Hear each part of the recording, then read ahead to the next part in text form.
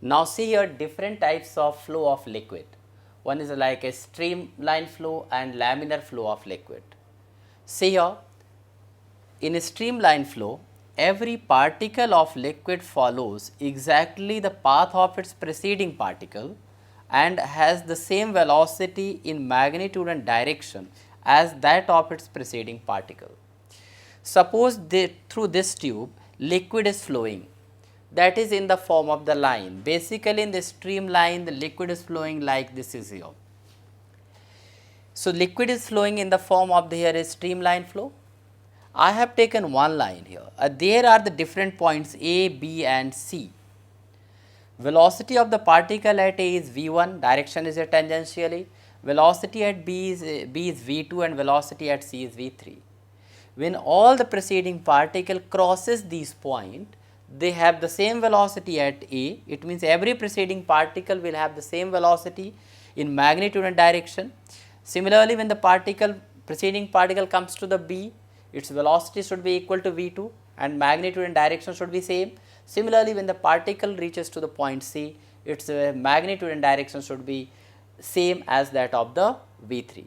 So, this type of the flow is known as streamline flow.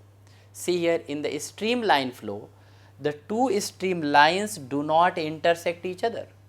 Actually or the practically it is not possible, but it is considered if actually it is a streamline flow, then the two streamlines will not intersect each other. And now, there is another one, laminar flow. When the liquid flows in the layers, then we say that flow is laminar and rest properties are same as that of the streamline flow. So, basically laminar flow is a streamline flow. Only the difference is here the movement of the liquid or the flow of the liquid is taken here in the form of the layers. Now, see here next one is turbulent flow.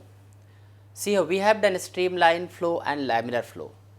So, the velocity of the liquid up to which flow of liquid is streamline or laminar, that is called critical velocity.